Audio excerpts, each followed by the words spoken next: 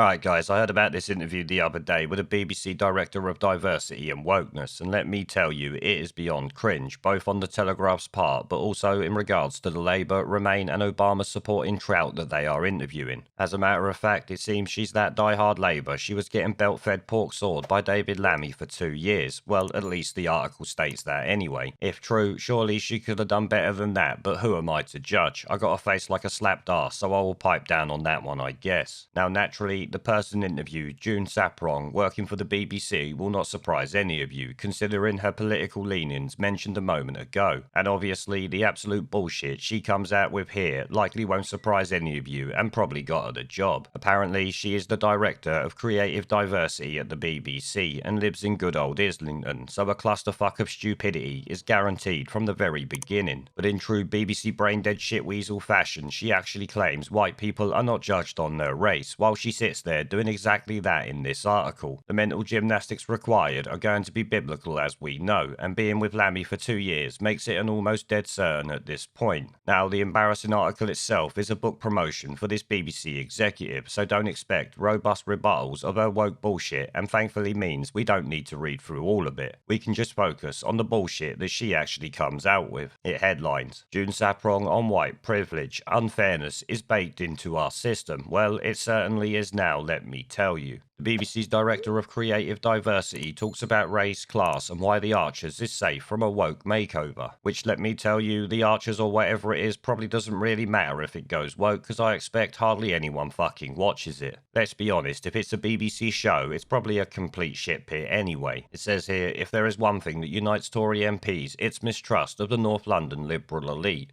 Members of this shadowy group live in Islington, voted Labour and Remain, and held highly paid jobs in the metropolitan institutions where their decision-making shapes the direction of the country. So I venture to June Sarpong, Director of Creative Diversity at the BBC, and former face of the Britain Stronger in Europe campaign. So naturally, like I said, an absolute Ramona. But it goes on, as she speaks to me from her home in Islington, I think they may be talking about you. Which no, I think you'll find they're talking about the Labour MPs and all those snivelling shitweasels that live up there. She is probably part of it, but I doubt they're directly talking about her. Now naturally, she seems to think because she was born in a council estate and now lives in Islington, she's different from all these people, as we will see here. Obviously, that's a load of shit. She says, haha, I grew up and I'm very proud of this, on a council estate that Prince Charles came to visit when I was a child, and it was deemed uninhabitable. Years later, the estate was pulled down. So I never ever buy into that tag because I know where I come from. Yes, but at the end of the day, it doesn't really matter where you come from, it matters how you act now, and at the moment, you act like a North London liberal elitist. That is why you got called out by this piss poor article, or should I say, you didn't really get called out, did ya? They merely pointed out that Tory MPs don't trust anyone in Islington, and rightly so. The fact that you went on the defensive like you did shows that you are just like one of them. And obviously, having a job at the BBC, as I said, proves that beyond all doubt. From humble beginnings via a career as a TV presenter, Sarpong 43 has earned a place on the BBC Executive Board and the power to ring-fence £100 million of licence fee money for diverse and inclusive content. Oh, so it was her that got the £100 million for the woke bullshit, which is actually racist, but who gives a shit what the BBC are doing, really? What's more important at the moment is the fact that the government are not going to decriminalise the licence fee, going against what the people of this country wanted when they elected them last year. When she was appointed in October 2019, diversity was a buzzword. A year later, it's at the centre of the culture wars. Miss Sarpong has just released her third book, The Power of Privilege, How White People Can Challenge Racism, which will obviously just be a racist piece of shit. It goes on, white privilege is a hot button issue recently, and the Women and Equalities Minister Kemi Badenoch claimed it was a dangerous trend in race relations and said any school that teaches it as a fact is breaking the law, something I actually covered at the time. But it goes on, Miss Sarpong is in no doubt that white privilege is a fact of life. There is unfairness baked into our system, she says, and while the elite white male is at the top of the tree, even the white working class has an advantage over people from black and Asian backgrounds. As she sits there able to ring-fence £100 million of white working class people's money to spend on woke bullshit, is she actually having a fucking laugh? But this is a peak bit here.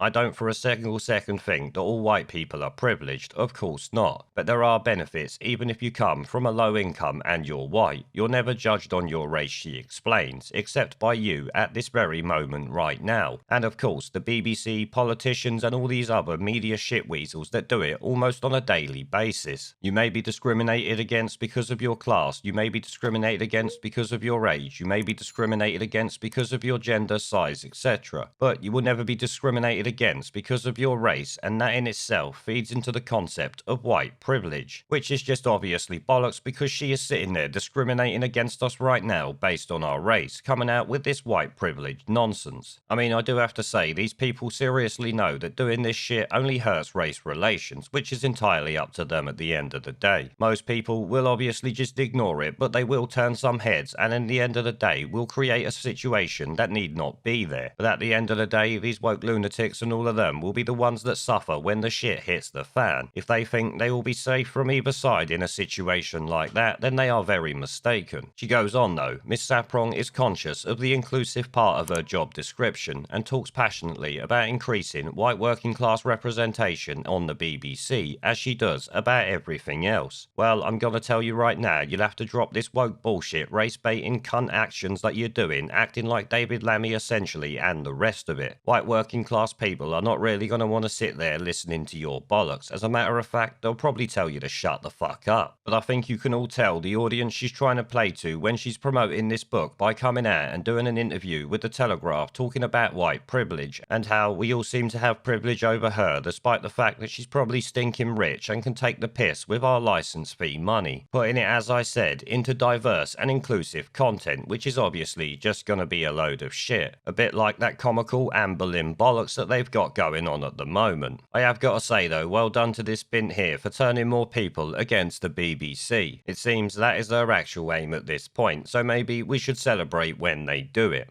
There is a pattern consistent throughout history of oppressed people turning on the oppressors.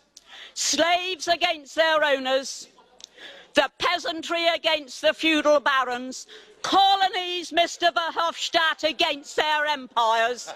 And that is why Britain is leaving. And it doesn't matter which language you use, we are going, and we are glad to be going. We're off.